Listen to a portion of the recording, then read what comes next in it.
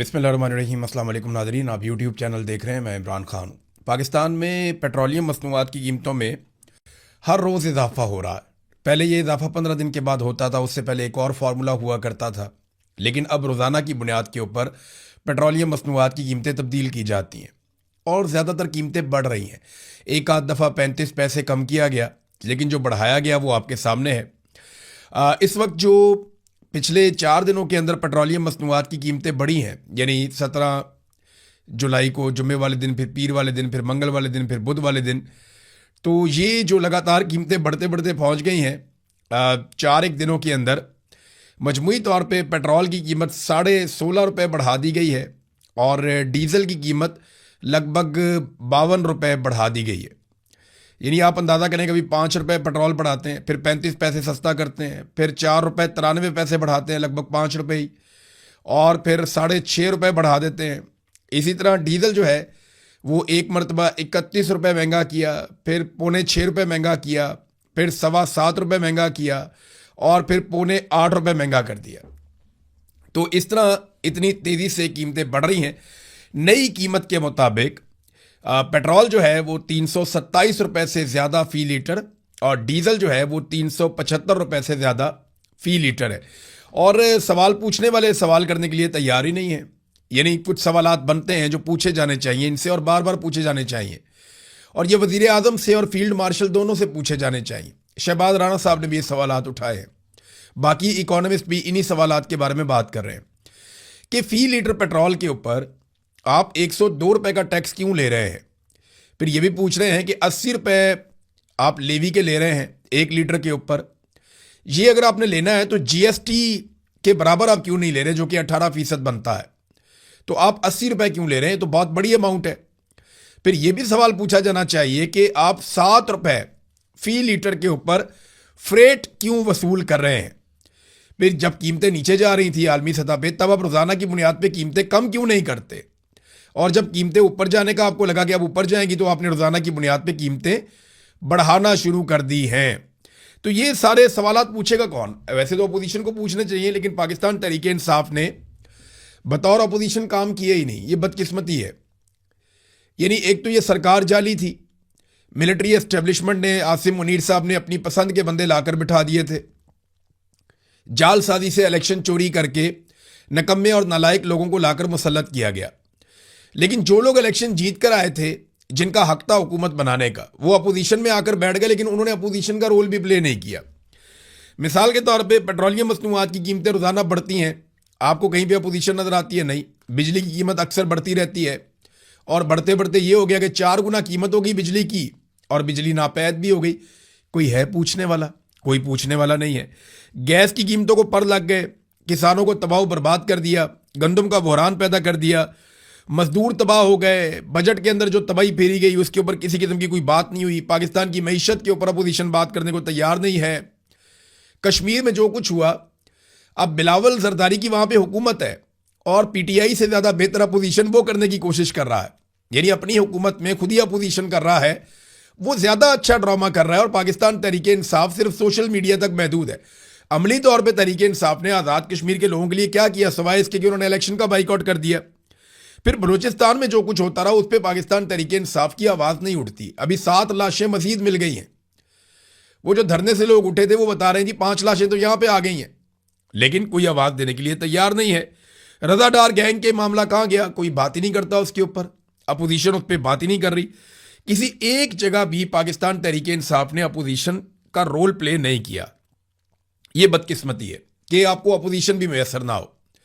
फिर ये गिला करते हैं, शिकवा करते हैं कि जी लोग हमारे साथ नहीं निकलते। भाई आप लोगों के साथ निकलते हैं जो लोग आपके साथ निकलें। लोगों के जितने मसाइल होते हैं उन मसाइल में आप लोगों के साथ नहीं निकलते। तो जब आपके मसाइल हैं या आप आवाज़ देंगे तो फिर लोग आपके साथ क्यों निकलें? लीडर वही है जो अवाम की बात करे और अवाम के साथ खड़ा हो। लेकिन जो लोग अवाम के साथ खड़े नहीं होंगे, अवाम उनके साथ भी खड़ी नहीं होगी। ये तो एक फैक्ट है, और पाकिस्तान तहरीक इंसाफ को इस बात को तस्लीम करना पड़ेगा। इनके पास तो सिर्फ इमरान खान की मकबूलियत है, और इमरान खान की मकबूलियत के सहारे ये हमेशा तो सियासत नहीं कर सकते। इन्हें ग्राउंड में पब्लिक के पास जाना पड़ेगा, लेकिन एस्टेब्लिशमेंट के डर से ये अपोजिशन भी नहीं करते। अब तहरीक इंसाफ ये कह रही है, उन्होंने अनाउंसमेंट की है कि हम खुद से एहतजाज को लीड करेंगे, हमने फैसला किया है, हमें मुज़ामत करनी पड़ेगी और हमें इमरान खान साहब की रिहाई का बोझ कह लें या जिम्मेदारी कह लें, वो हमें खुद उठानी पड़ेगी। हम अचकज़ई से या अल्लामा राजा नासिर अब्बास से बात ज़रूर करेंगे, लेकिन हमें खुद एहतजाज करना पड़ेगा। ये पाकिस्तान तहरीक इंसाफ कह रही है, लेकिन एहतजाज किस नौइयत का? 5 अगस्त को ये एक जलसा करने जा रहे हैं एक स्टेडियम के अंदर, बस यानी स्टेडियम अगर भर भी लेते हैं, वहाँ पे अगर 50,000 आदमी इकट्ठा कर लेते हैं, स्टेडियम को भर लेते हैं पेशावर में, कोई मुश्किल नहीं होना चाहिए। इनके पास खैबर पख्तूनख्वा में हुकूमत है, तो उससे क्या होगा? एक जलसा करने से कुछ भी नहीं होगा। पहले भी इन्होंने बहुत जलसे किए।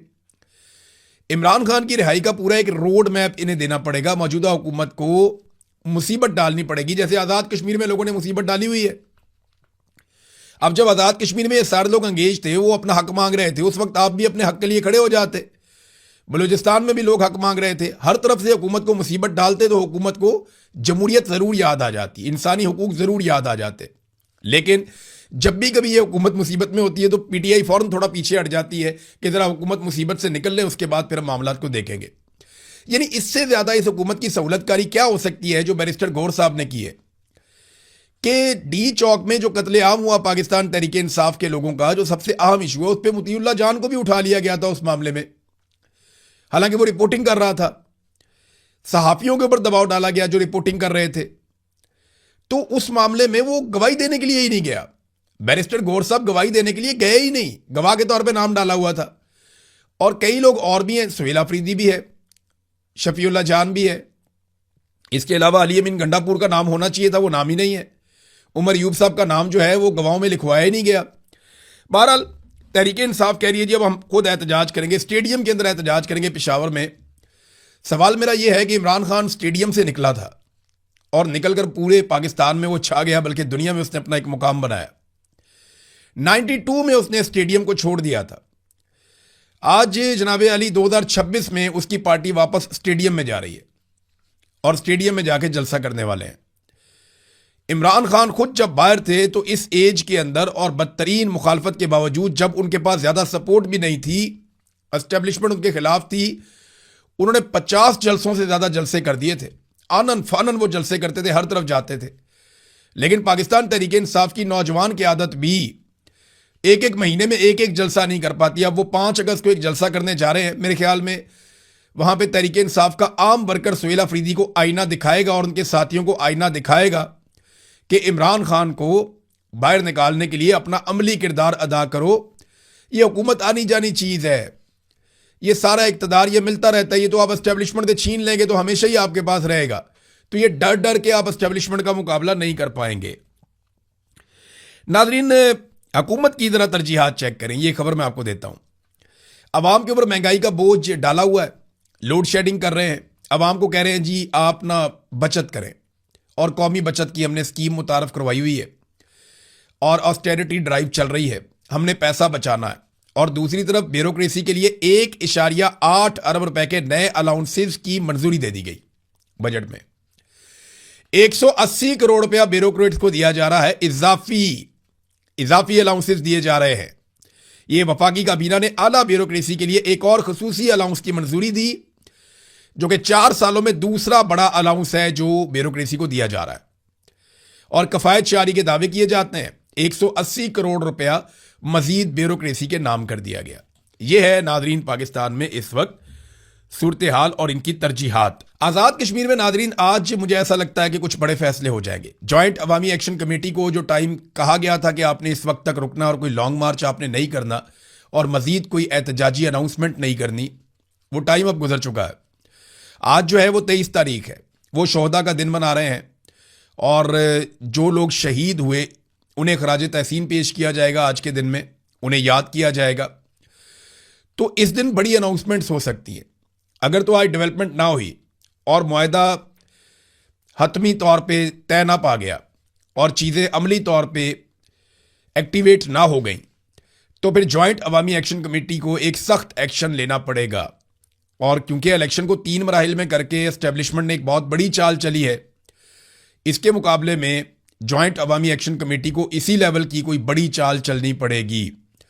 तो देखते हैं आज क्या अनाउंसमेंट होती है। आज का दिन बहुत इंपॉर्टेंट है, अगले 12 घंटों में आपको बड़ी खबर मिलेगी, मुझे ऐसा लगता है। और ये क्योंकि मैं बहुत लंबे अरसे से रिपोर्टिंग कर रहा हूँ, पॉलिटिकल रिपोर्टिंग खास तौर पे, तो मेरे अंदाजे में अब वक्त बहुत कम है जॉइंट अवामी एक्शन कमेटी के पास। उनको अगर कुछ करना है तो डू एंड डाई की सिचुएशन है और वो उनको अभी करना है। इसके बाद जो है वो हालत वो हो जाएगी कि लड़ाई के बाद याद आने वाला मुक्का अपने मुंह पे मार लेना चाहिए। नाजरीन, अब जरा थोड़ी सी बैनुल अक़वामी खबरों की तरफ चलते हैं। पाकिस्तान ने वार्न किया था यमन को, सऊदी अरब ने भी वार्न किया था यमन को, और यमन ने सऊदी अरब को वार्निंग दी थी। लेकिन यमन ने किसी भी वार्निंग को वो खातिर में नहीं लाए, उन्होंने हमला कर दिया। सऊदी अरब के 2 ऑयल टैंकर्स, इनमें एक का नाम लैला है और जो दूसरा ऑयल टैंकर है उसका नाम है अंसीलिया। ये दोनों ऑयल टैंकर सऊदी अरब के अपने ऑयल टैंकर्स हैं। ये तेल से भरे हुए ये जा रहे थे बहरा अहमर में से, जिसको आप रेड सी कहते हैं। देखिए यहां पे ना जो समंदर है उसमें 2 ऐसे एरियाज हैं जो बड़े हसास हैं। एक आबनाए हुर्मुज़ है जो ईरान और ओमान के बीच में है, और एक जो है वो यमन के बिल्कुल कॉर्नर से, जिसको बाब मंदब कहते हैं। तो बाबल मंदब जो है ये आबनाए हुर्मुज़ से भी ज्यादा एक बारीक एरिया है। आपकी यूरोप को जितनी सप्लाई जाती है, चाहे वो चाइना से जा रही है, चाहे वो मिडिल ईस्ट से जा रही है, चाहे पाकिस्तान इंडिया से जा रही है, चाहे वो कई अफ्रीकी ममालिक से जा रही है, ये जितनी सप्लाई जाती है यूरोप को, वो ज्यादातर ये पानी का रूट इस्तेमाल करते हैं जिसको बहरा अहमर कहते हैं, या आप अंग्रेजी में उसको रेड सी कहते हैं। यहां से ऊपर मिस्र के अंदर एक स्वेज कैनाल है जिसको इस्तेमाल करते हुए बहरी जहाज मेडिटरेनियन सी के अंदर दाखिल हो जाते हैं, बहरा मुर्दार में, और वहां से वो फिर सप्लाई करते हैं पूरे यूरोप को, बरतानिया को, बाकी ममालिक को। तो अब मामला यह है कि जो रेड सी है, जो बहुत इंपॉर्टेंट एरिया है, वहां पे बाबुल मंदब के करीब अटैक किया है 2 ऑयल टैंकर के ऊपर और दोनों में आग लगी हुई है। इस वक्त जब मैं ये वीडियो रिकॉर्ड कर रहा हूं तो अब तक की इत्तला के मुताबिक दोनों ऑयल टैंकर्स के अंदर आग लगी हुई है और दोनों का ताल्लुक सऊदी अरब के साथ था। ऐसे में एक वार्निंग भी जारी की गई है और ये यूरोपीय यूनियन की जानिब से वार्निंग जारी की गई है, बहरा अहमर से दूर रहें। यूरोपीय यूनियन की सऊदी अरब, इसराइल और अमरीकी जहाज़ों को ख़ास तौर पे उन्होंने हदायत दी है। और उन्होंने एक और बात की कि सिर्फ सऊदी अरब के जहाज़ों को ख़तरा नहीं है, बल्कि जो बाकी शिपिंग कंपनीज हैं वो भी अपने आप को बचाएं, क्योंकि यमन ये समझता है कि जो भी जहाज़ सऊदी अरब के बंदरगाहों के ऊपर जाएंगे या वहाँ से गुजरेंगे वो सऊदी अरब को फ़ायदा दे रहे हैं, तो वो सऊदी अरब के ऊपर अटैक करेंगे।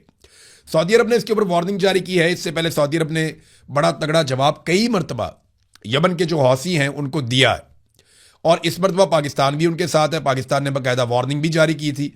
जब हौसियों ने ये धमकी दी उसके बाद पाकिस्तान ने वार्निंग जारी की, लेकिन उनके पास हथियार इस नौयत के कहाँ से आए, ये है वो बड़ा सबसे सवाल। यानी वो बैलिस्टिक क्रूज मिसाइल इस्तेमाल कर रहे हैं और ड्रोन्स भी इस्तेमाल कर रहे हैं। यानी जिस किस्म के हथियार ईरान के पास हैं, बिल्कुल वैसे मिलते जुलते हथियार जो हैं, या उतनी काबिलियत वाले तो नहीं है, लेकिन फिर भी काफ़ी हथियार जो हैं वो यमन वालों के पास भी हैं, और वो आसपास के मुल्कों को मुसीबत डाल सकते हैं। ख़ास तौर पे बाबुल मंदब को बंद करने की सलाहियत तो उनमें है, क्योंकि देखिए ज़मीन उनके पास है ना, कब्ज़ा उनके पास है। तो यहाँ से बाब मंदब को अगर वो बंद करते हैं या बाबुल मंदब के ऊपर वो अटैक करते हैं गुजरने वाले जहाज़ों को, तो एक प्रॉब्लम क्रिएट हो जाएगी। और इसी बात पे यूरोपीय यूनियन ने खबरदार भी किया है। नादरीन, इसमें एक चीज़ का और आप इजाफा कर लें कि इस वक्त 2 हफ्ते हो गए हैं ईरान और अमेरिका के बीच में जंगी झड़पें जारी हैं। एक दूसरे के ऊपर फिजाई हमले कर रहे हैं। ईरान ड्रोन्स को इस्तेमाल करता है, बैलिस्टिक मिसाइलों को इस्तेमाल करता है, जबकि अमेरिका फिजाई हमले करता है। अमेरिका ने ईरान के बहुत सारे एरियाज में बड़े खौफनाक अटैक किए और बार बार फिजाई हमले कर रहा है। एक एक दिन में दर्जनों धमाके ईरान के अंदर होते हैं और बहुत सारी शहादतें भी हुई हैं।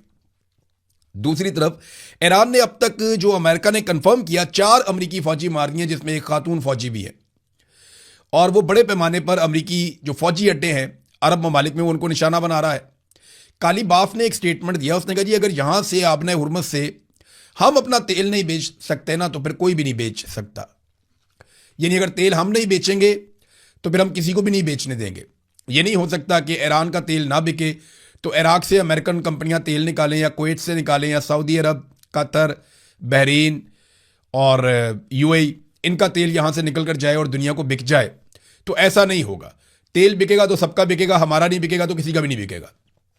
ये जनाब एक वार्निंग जारी की है कालीबाफ ने, और वो ऐसा लगता है कि इसी चीज़ के ऊपर कारबंद है, वो इसके ऊपर डट कर खड़े हैं। नादरीन, मैंने ना कुछ मनाजिर देखे अमेरिका में। अमरीकी जो वजीर जंग है या वजीर दिफा आप कह लें, पीट हेग्सेट, वो सहाफ़ियों के और पार्लियामेंटेरियंस के, जो उनके सियासतदान हैं, उनके सवालों के जवाब दे रहा था। मैंने बार बार देखा कि उससे बड़े सख्त सवाल किए जाते हैं। उससे यह भी पूछा जाता है कि कितने लोग हमारे मारे गए, हमारा कितना नुकसान हुआ। यह भी पूछा जाता है कि तुमने जाके जब अटैक किया तो सिविलियंस का नुकसान क्यों किया। यह भी पूछा जाता है कि क्या हमारी फौज जो है वो जंगी जराइम में मुलव्वस है। फिर यह भी पूछा जाता है कि जनाब हमारे कितने हथियार रह गए हैं और कितने हथियार इस्तेमाल हो गए हैं। यह भी पूछा जाता है कि जनाब आप कितना खर्चा कर रहे हैं अमरीकियों का इस जंग के ऊपर। और मैं हैरान होता हूं कि वो वहां पे जवाब देने पर मजबूर होता है। अमरीकी वजीर जंग इन बातों का जवाब देता है। वहां कोई नहीं कहता कि यह सवाल करने वाला गद्दार है, वहां कोई नहीं कहता कि सवाल करने वाला बागी है, वहां कोई नहीं कहता कि दुश्मन का एजेंट है, दुश्मन के साथ मिला हुआ है। अमेरिका में यह ट्रेंड नहीं है। हाँ, डोनाल्ड ट्रंप इक्का दुक्का बार ऐसी बात कर देते हैं, लेकिन ओवरऑल अमेरिकन सिस्टम हमें यह बता रहा है कि आप कोई भी सवाल कर सकते हैं। इंडिया में देखें नौजवान निकले, कितनी बड़ी तादाद में निकले। इंडियन फौज के पास, उनकी पुलिस के पास भी राइफलें हैं, गन्स हैं, पिस्टल्स हैं, और उनके पास भी बड़े अच्छे हथियार हैं। वो इस्तेमाल भी करते हैं जंग में, लड़ाई में। लेकिन आप देखें उन्होंने किसी नौजवान को गोली नहीं मारी। इंडिया के पास भी रॉ नाम की एक इंटेलिजेंस एजेंसी है, उन्होंने जबरी तौर पे लापता नहीं किया अपने नौजवानों को। अच्छा, वो भी चादर और चार दीवारी का तकद्दुस पामाल कर सकते हैं, उनको भी सीढ़ियां चढ़नी आती हैं, दीवारें क्रॉस करनी आती हैं, फलांगना आता है, मार कुटाई वो भी कर सकते हैं। लेकिन उन्होंने लोगों के घरों के ऊपर हमला नहीं किया, लोगों के घर नहीं तोड़े, लोगों के बेडरूम्स के अंदर नहीं घुसे, जबरी तौर पे गुमशुदा नहीं किया और जबरदस्ती प्रेस कॉन्फ्रेंसेस नहीं करवाई। कितना फर्क है। और हमारे टाउट्स जो हैं वो ये कह रहे हैं कि जनाब इंडिया कितना जुल्म कर रहा है नौजवानों पे। और भाई जो पाकिस्तान ने जुल्म कर दिया, पाकिस्तान की रियासत के अंदर जो जुल्म हो गया नौजवानों के ऊपर, उसका तो अशरे अशीर भी इंडिया में नहीं हुआ। ये जो अभी खेल खेला जा रहा है या जो अभी सारा एपिसोड इंडिया में हो रहा है, इसको आप जुल्म कहते हैं। तो फिर जो पाकिस्तान में हुआ उसको आप क्या कहेंगे। देखिए, मैं कोई इंडिया की हिमायत नहीं कर रहा, मुझे बड़ी खुशी है नौजवान खड़े हुए हैं, और मैं चाहता हूं पाकिस्तान में भी ऐसे ही खड़े हों। जब ये श्रीलंका में खड़े हुए थे, हमें तब भी अच्छा लगा था कि ये जो पॉलिटिकल पार्टीज आकर मुसल्लत हो गई है और उन्होंने अपनी एस्टेब्लिशमेंट कायम कर ली है, इनसे जान छुड़वानी चाहिए। खित्ते के नौजवानों का हक है आगे बढ़ने का। मैं सपोर्ट करता हूं जो काकरोच जनता पार्टी के नौजवान कर रहे हैं उसको, बिल्कुल। लेकिन इंडियन गवर्नमेंट ने उनके साथ वो नहीं किया जो पाकिस्तानी गवर्नमेंट ने पाकिस्तान के लोगों के साथ किया। मारंग बलोच, ईमान मजारी, आपके सामने दो मिसालें हैं। बहुत सारे ऐसे लोग हैं जिन्हें जबरी तौर पे लापता किया गया। अहमद फरहाद किधर है, अब कौन जानता है। सहाफियों को बकायदा इंटेलिजेंस एजेंसियों के बंदे आकर जेलों के अंदर धमकाते रहे कि खबरदार आज के बाद अगर तुमने नाम भी लिया तो, या खबरदार आज के बाद तुम हमारी मर्जी या मंशा के बगैर कोई खबर देने की कोशिश भी करो तो। ये हालात हैं नाज़रीन पाकिस्तान में, तो इसलिए तनकीद तो बनती है। अब तक के लिए इतनी, अपना ख्याल रखिएगा, अपने चैनल का भी। अल्लाह हाफ़िज़।